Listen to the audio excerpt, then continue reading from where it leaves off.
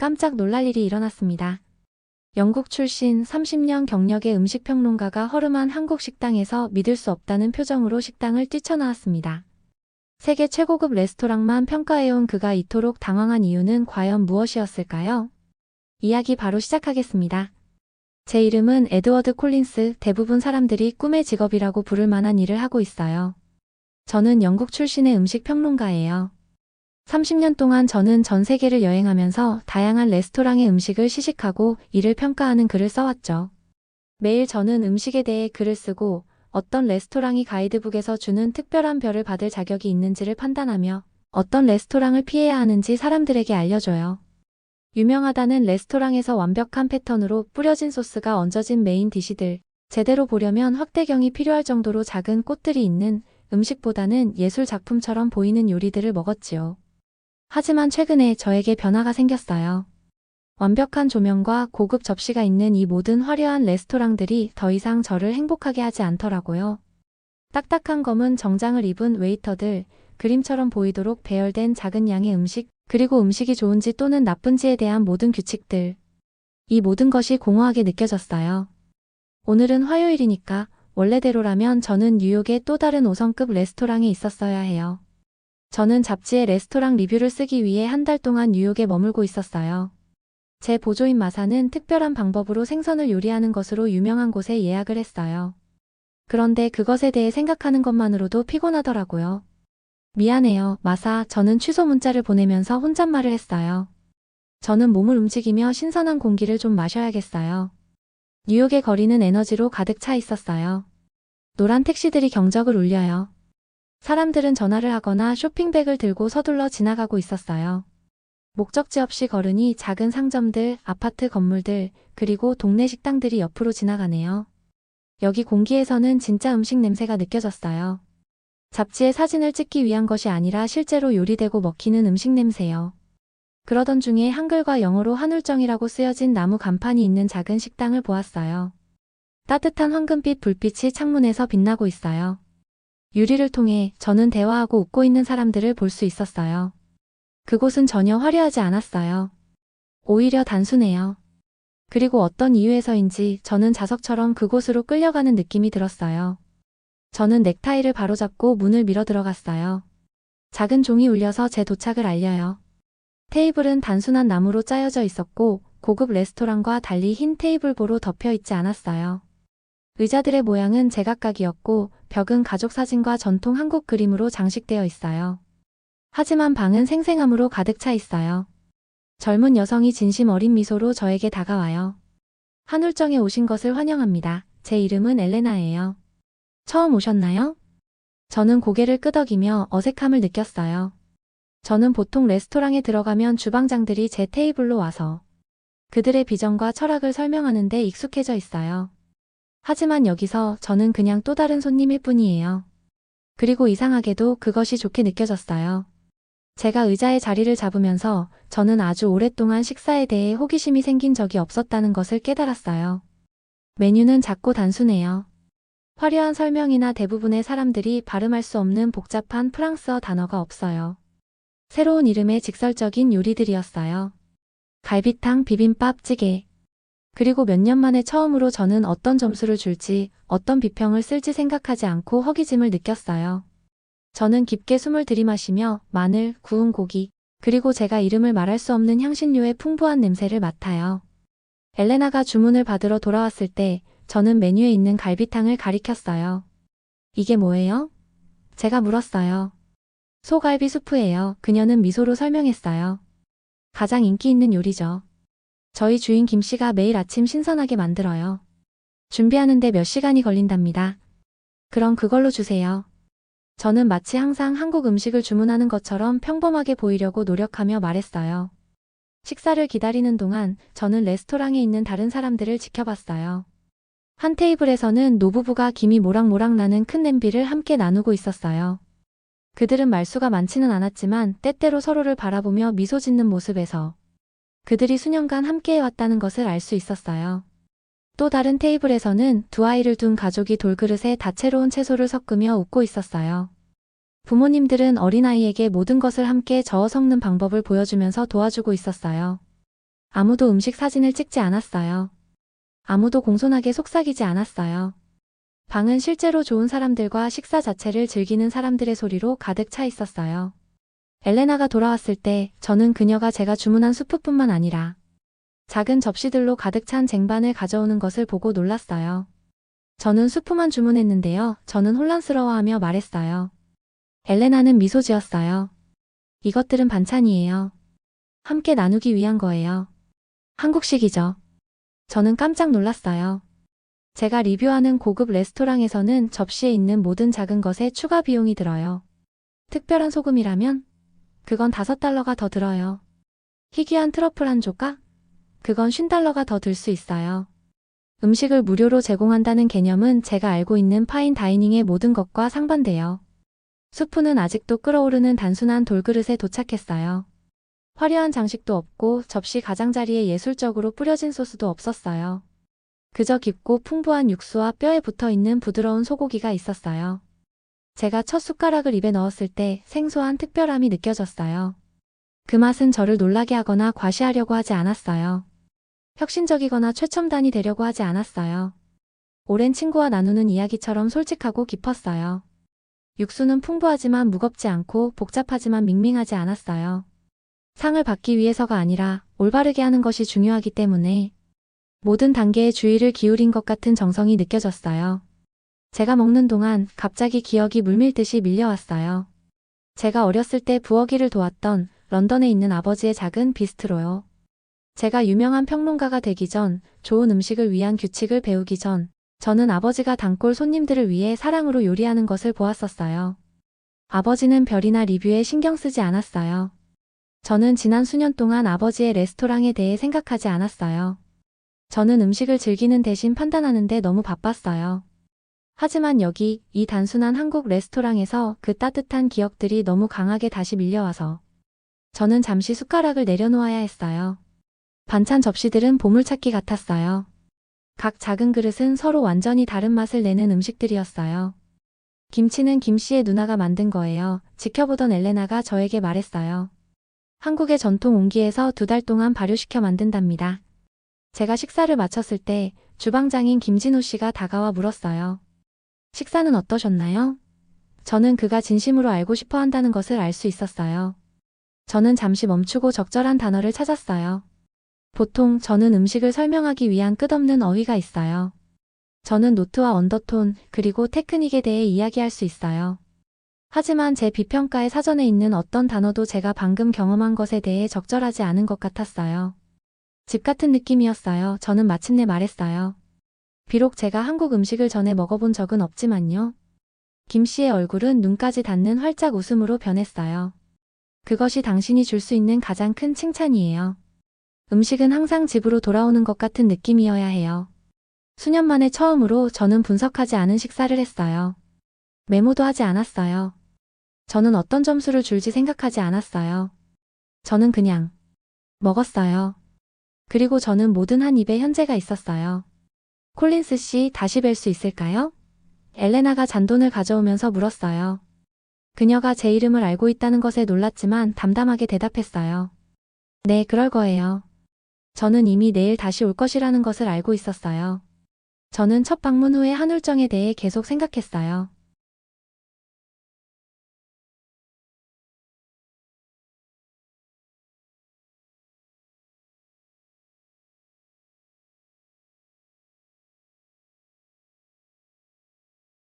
다음날 저녁, 제 리뷰 목록에 있는 멋진 새 레스토랑 중 하나를 시도하는 대신 저는 어제와 같은 조용한 동네로 다시 걸어가고 있는 저 자신을 발견했어요. 하지만 이번에는 저 혼자가 아니었어요. 확실해요? 장드루보가 찡그린 표정으로 단순한 간판을 올려다보며 물었어요. 장은 제가 수년간 알고 지낸 유명한 프랑스 셰프예요. 그는 파리의 3개의 레스토랑을 소유하고 있고 각각 여러 개의 미슐랭 스타를 받았어요. 저를 믿어요. 저는 아무렇지 않은 듯 말했지만 갑자기 긴장됐어요. 만약 그들이 이곳을 좋아하지 않으면 어떡하죠? 만약 그들이 제가 미쳤다고 생각하면 어쩌죠? 저의 다른 친구, 데이비드 리는 더 열린 마음을 가진 것 같아요. 데이비드는 뉴욕의 큰 신문사에서 음식에 관한 글을 써요. 그는 미국인이고 음식의 역사에 관심이 많아요. 숨겨진 보석을 찾는 것은 항상 환영이에요. 데이비드는 미소를 지으며 말했어요. 최고의 음식이 항상 가장 화려한 장소에 있는 것은 아니에요. 장은 눈을 굴렸어요. 그럴 수 있지만 음식의 우수함은 적절한 훈련과 기술을 필요로 해요. 가정 요리가 아니니까요. 우리가 문을 통과하면서 작은 종이 어제처럼 딸랑거렸어요. 레스토랑은 오늘 밤 더 바빴고 대부분의 테이블이 채워져 있었어요. 마늘, 구운 고기, 그리고 향신료의 맛있는 냄새가 따뜻한 담요처럼 우리를 감쌌어요. 엘레나가 저를 발견하고 그녀의 얼굴이 알아보며 밝아졌어요. 콜린스 씨, 다시 오신 것을 환영해요. 그녀는 우리를 창가 테이블로 안내했어요. 오늘 밤은 친구들을 데려오셨군요. 장은 좁은 눈으로 레스토랑을 둘러봤어요. 저는 그가 머릿속으로 체크리스트를 확인하고 있는 것을 알 수 있었죠. 첫 냅킨 대신 종이 냅킨, 맞지 않는 접시들, 고급 와인 글라스가 없음. 저는 이것이 실수였을까 걱정하기 시작했어요. 냅킨은 천이 아니라 종이네요. 장이 속삭였어요. 그리고 이 맞지 않는 접시들을 봐요. 세부 사항에 대한 주의가 없어요. 저는 제 얼굴이 뜨거워지는 것을 느꼈어요. 먼저 음식을 먹어봐요, 우리 장. 저는 말했어요. 엘레나가 우리에게 메뉴를 가져오고 데이비드와 장에게 몇 가지 요리를 설명했어요. 데이비드는 재료와 요리 방법에 대해 질문하며 관심을 보였어요. 김치찌개와 불고기를 먹을게요. 저는 어제 다른 손님들이 즐기는 것을 본 요리를 기억하며 테이블 전체를 위해 주문했어요. 우리 음식이 도착했을 때 끓어오르는 빨간 스튜와 야채가 곁들여진 양념. 소고기 접시를 바라보는 장의 얼굴엔 실망의 빛이 보였지요. 이건 요리가 아니에요. 그는 작은 한 입을 먹은 후 말했어요. 기술이 없어요. 예술성이 어디 있죠? 프레젠테이션은요? 이건 그냥 가정집에서 먹는 요리예요. 어제 이곳에 오기 전에 저는 아마 그에게 동의했을 거예요. 그런데 오늘 그의 말은 모욕처럼 느껴졌어요. 가정 요리는 요리가 아닌가요? 모든 음식이 예술 작품일 필요는 없어요, 장. 바로 그때 김 씨가 우리 테이블에 다가왔어요. 그의 표정으로 보아 그가 장의 비판을 들었다는 것을 알 수 있었어요. 제 위장이 가라앉았어요. 저는 이 친절한 남자의 감정을 상하게 하고 싶지 않았어요. 하지만 김 씨는 화가 난 것 같지 않았어요.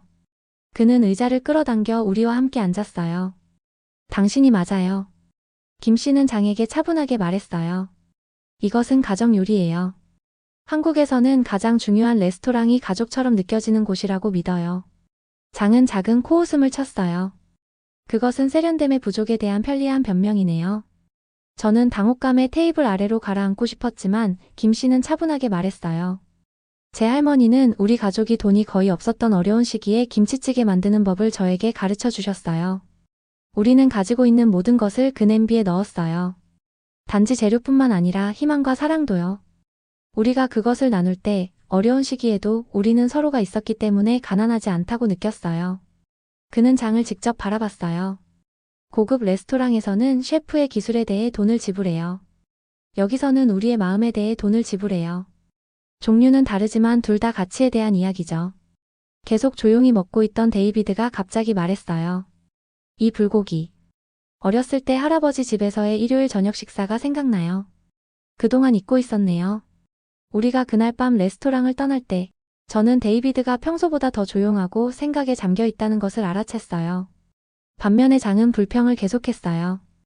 에드워드, 당신이 그 장소에 내 저녁을 낭비했다니 믿을 수 없어요. 우리가 택시를 기다리는 동안 그가 말했어요. 당신의 날카로운 기준들은 어디 갔나요? 저는 한울정의 창문에서 나오는 따뜻한 빛을 다시 바라봤어요. 유리를 통해 저는 김 씨가 손님들과 이야기하며 요리를 제대로 섞는 방법을 시연하면서 웃고 있는 것을 보았어요. 아니요, 장, 저는 부드럽게 말했어요. 저는 아마도 그것들을 다시 찾고 있는 것 같아요. 데이비드가 제 어깨에 손을 올렸어요. 저는 여기 다시 와보고 싶어요. 그는 조용히 말했어요. 이 장소에는 특별한 무언가가 있어요. 장은 좌절감에 손을 들어올리고 자신의 택시를 잡으러 걸어갔어요. 데이비드와 제가 우리 호텔로 돌아가는 택시를 함께 타면서 저는 30년 동안 살아온 세계가 갑자기 공허하게 느껴진다는 것을 깨달았어요. 그리고 이 단순한 한국 레스토랑, 맞지 않는 접시들과 종이, 냅킨이 있는 이곳이 수년간 제가 있었던 어느 곳보다 더 진짜처럼 느껴져요. 저는 그날 이후 매일 저녁 제가 리뷰해야 할 고급 레스토랑을 방문한 후 채우지 못한 허기진 배를 안고 한울정에 갔어요. 그리고 매번 다른 요리를 주문했지요. 일부는 매콤하고 일부는 달콤하고 일부는 제가 알고 있는 음식을 생각나게 했고 다른 것들은 제 미각에 완전히 새로웠어요. 하지만 저를 자석처럼 계속 끌어당기는 것은 음식만이 아니었어요. 그것은 그곳의 느낌이었어요. 단골 손님들이 김씨를 오랜 친구처럼 인사하는 방식이요. 엘레나가 단골 손님들의 좋아하는 음료를 기억하는 방법이요. 돈을 벌려고 하는 사업체보다는 누군가의 거실처럼 느껴지는 분위기였어요. 5번째 방문에서 저는 비빔밥을 주문했어요. 뜨거운 돌그릇에 채소와 고기가 섞인 다채로운 밥 요리요. 바닥의 밥은 바삭해지고 나머지는 부드럽게 유지돼요. 매콤한 빨간 소스와 잘 섞어서 한 숟가락씩 입에 넣을 때마다 조금씩 다른 맛이 느껴져요. 제가 식사를 마친 후 김씨는 제가 주문하지 않은 것을 가져와서 저를 놀라게 했어요. 우유와 섞인 인스턴트 커피처럼 보이는 단순한 머그잔이었어요. 이것은 믹스 커피예요. 김씨가 저의 맞은편에 앉으며 설명했어요. 혼합 커피요. 아주 특별한 한국 커피랍니다. 저는 평범해 보이는 음료를 의심스럽게 바라봤어요. 파리와 로마의 고급 카페에서 세계 최고의 커피를 수년간 마신. 저는 인스턴트 커피를 안 마신 지 오래되었었거든요.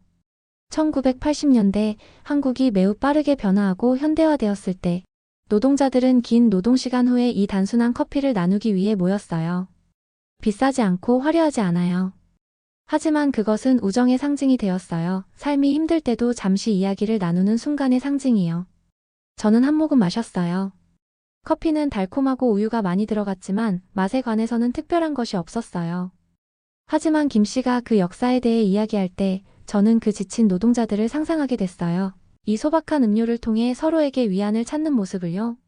제 아버지도 작은 레스토랑을 운영했어요. 갑자기 튀어나온 말에 저 자신도 놀랐어요. 저는 제 과거에 대해 남에게 말한 적이 거의 없었거든요. 화려하진 않았어요. 하지만 사람들은 그곳을 좋아했어요. 음식이 완벽해서가 아니라 그곳에서 편안한 집처럼 느껴졌기 때문일 거라고 생각해요. 김씨는 고개를 끄덕였고 그의 눈은 친절했어요. 왜 당신은 아버지의 길을 따르지 않았나요? 저는 답을 찾으며 커피잔을 응시했어요. 사실 저는 그것에 대해 전에 깊이 생각해 본 적이 없었어요. 저는 더 많은 것을 원했던 것 같아요. 인정. 지위. 음식 세계에서 중요한 사람이 되는 것을요? 그것이 당신을 행복하게 만들었나요? 그 질문은 우리 사이 공기 중에 매달려 있었어요. 저는 더 이상 진실을 확신하지 못했기 때문에 바로 대답할 수 없었어요. 제가 조용히 앉아 커피를 2모금 더 마신 후 말했어요. 음식이 정말로 무엇을 위한 것인지 잊었던 것 같아요. 그것은 단지 맛이나 프레젠테이션이나 기술에 관한 것이 아니에요. 그것은 연결에 관한 거예요. 김씨는 미소 지었어요. 이제 한울정이 무슨 뜻인지 이해하셨네요. 한국어로 그것은 단결의 정신을 의미해요. 음식은 사람들을 하나로 모아요. 그것이 이 식당의 첫 번째 목적이에요. 저는 제 커피를 마쳤고 음료의 온도와는 관계없는 따뜻함을 느꼈어요. 수년 만에 처음으로 저는 제가 있어야 할 정확한 곳에 있는 것 같은 느낌이 들었어요. 제가 떠날 준비를 하고 있을 때 김씨가 말했어요. 내일은 특별한 날이에요. 제 어머니의 생신이거든요. 우리는 가족 축하를 위해 레스토랑을 닫아요. 하지만 저는 당신이 제 손님으로 오시길 바라요. 7시예요. 저는 깜짝 놀랐어요. 저를 초대해 주시는 건가요? 저는 낯선 외국인 아닌가요? 김씨는 고개를 저었어요. 낯선 사람은 5일 연속으로 같은 레스토랑에 오지 않아요. 당신은 이제 친구예요. 저는 제가 그동안 잘못된 기준으로 음식을 판단하고 있었다는 것을 깨달았어요. 그리고 아마도 제 자신의 삶도 그런 식으로 판단하고 있었던 것 같아요. 다음 날 저녁 저는 정확히 7시에 한울정 밖에 서 있었고 이상하게 긴장됐어요. 창문을 통해 저는 레스토랑의 구조가 다소 바뀐 것을 알아챌 수 있었어요. 테이블들이 모여 하나의 긴 테이블을 이루고 있었고 다채로운 장식품들이 천장에서 매달려 있었으며 많은 반찬들이 테이블을 덮고 있었어요. 모든 연령대의 약 15명의 사람들이 안에서 행복하게 대화하고 있었어요. 저는 떠나기 위해 돌아섰어요. 이것은 가족 축하였고 저는 그저 마을을 지나가는 음식 평론가였어요. 하지만 제가 2발자국쯤 걸었을 때 김씨가 저를 발견하고 유리를 통해 열정적으로 손을 흔들었어요. 에드워드. 그는 문을 열면서 외쳤어요. 왔군요. 모든 사람들이 저를 보기 위해 돌아섰을 때 방은 조용해졌어요. 저는 제 얼굴이 뜨거워지는 것을 느꼈어요. 여러분, 이분은 제 새 친구 에드워드예요. 김 씨가 자랑스럽게 말했어요. 그는 영국에서 온 유명한 음식 작가예요. 저는 김 씨의 어머니라고 짐작한 노부인이 저에게 따뜻하게 미소 지었어요. 우리 가족 축하에 오신 것을 환영해요. 그녀는 조심스러운 영어로 말했어요. 김 씨는 저를 모든 사람에게 소개했어요. 그의 아내, 두 자녀, 어머니, 김치를 만드는 그의 누나, 사촌들, 이모들, 삼촌들. 기억할 이름이 너무 많았지만 각 사람은 같은 따뜻한 미소로 저를 맞이했어요. 그들은 테이블에서 저를 위한 공간을 만들었어요. 생일 여성 자신의 바로 옆이요. 김 씨의 어머니가 그녀 옆에 자리를 토닥거렸어요. 앉아요, 앉아요. 그녀는 주장했어요. 너무 마르셨네요. 한국 음식이 필요해요. 모든 사람이 웃었고 갑자기 저는 더 이상 낯선 사람처럼 느껴지지 않았어요. 그날의 음식은 제가 경험한 어떤 것과도 달랐어요. 요리가 계속해서 나타났어요. 일부는 제가 이전 방문해서 알아봤고 다른 것들은 완전히 새로웠어요. 김 씨의 어머니는 계속해서 제 접시에 음식을 담았고 배가 부르다는 제 항의를 무시했어요. 한국에서는 그녀는 설명했어요. 좋은 주인은 절대 손님의 접시가 비게 두지 않아요.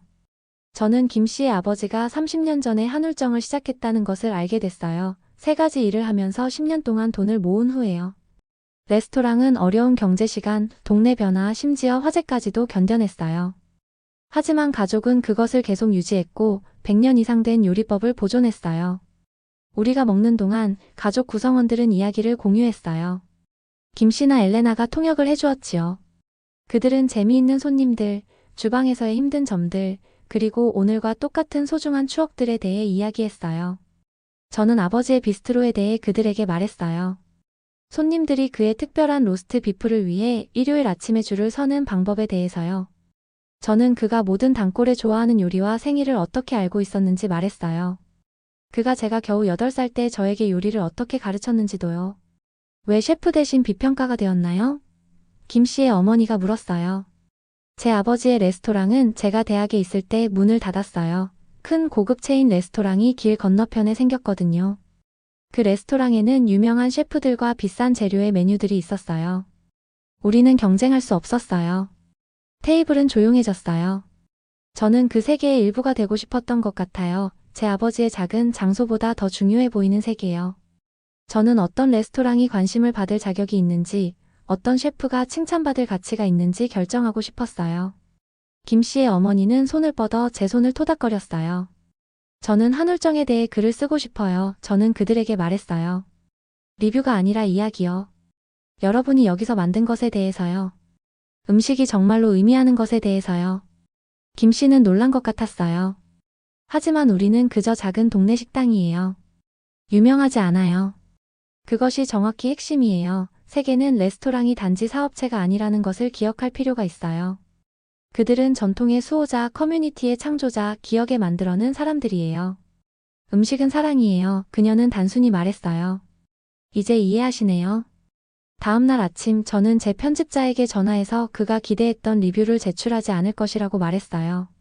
대신 저는 다른 종류의 이야기를 쓰겠다고 했지요. 제가 음식에 대해 생각하는 방식을 바꾼 작은 한국 레스토랑에 대해서요. 편집자는 반대했어요. 사람들은 최고의 레스토랑을 알아보기 위해 당신의 칼럼을 읽어요, 에드워드. 그들이 방문해야 할 독점적인 장소들이요. 이제 새로운 관점의 레스토랑을 볼 때가 되었다고 생각해요. 저는 편집자를 설득했어요. 2주 후 한울정에 대한 제 기사가 출판됐어요. 저는 김 씨 어머니의 생일 축하에 대해 썼어요. 한국에서의 믹스커피의 역사에 대해서요. 진정한 헌대란 완벽한 서비스에 관한 것이 아니라 사람들이 소속감을 느끼게 하는 것에 관한 것이라는 것에 대해서요. 반응은 압도적이었어요. 독자들은 음식이 정말로 무엇인지 상기시켜준 것에 대해 감사하다는 글을 썼어요. 몇몇 유명한 셰프들은 그들이 시작했던 기쁨과 목적을 가지고 요리하는 것이 그립다고 인정했어요. 뉴욕에서의 마지막 밤 저는 한울정으로 돌아갔어요. 레스토랑은 가득 차 있었어요. 김 씨는 제가 도착했을 때 저를 껴안았어요. 이제 너무 바빠요. 그는 농담했어요. 모두 당신 때문이에요. 하지만 저는 그가 기뻐한다는 것을 알 수 있었어요. 그의 음식, 그의 가족의 이야기들, 그리고 환대에 대한 그의 철학이 이전보다 더 많은 사람들과 공유되고 있었어요. 런던으로 돌아와서 저는 비평하는 글을 쓰는 것을 그만두고 전 세계의 동네 레스토랑에 대한 책을 쓰기 시작했어요. 전통을 보존하고 커뮤니티를 구축하는 한 울정과 같은 장소들이요. 그리고 저는 아버지의 오래된 비스트로를 다시 열었어요. 별을 얻기 위해 노력하는 고급 장소가 아니라 사람들이 집처럼 느낄 수 있는 동네 레스토랑으로요. 개업 첫날 밤 저는 아버지의 유명한 로스트 비프를 제공했어요. 그리고 각 테이블에 저는 김 씨에게서 배운 단어들이 있는 작은 카드를 놓았어요. 음식은 사람들을 하나로 모아요. 그것이 그것의 첫 번째 목적이에요. 제 첫 손님들의 행복한 얼굴들을 바라보면서 저는 마침내 제 집으로 가는 길을 찾았다는 것을 알았어요. 영상 재미있게 보셨나요? 마음에 드셨다면 구독과 좋아요 부탁드리겠습니다. 감사합니다.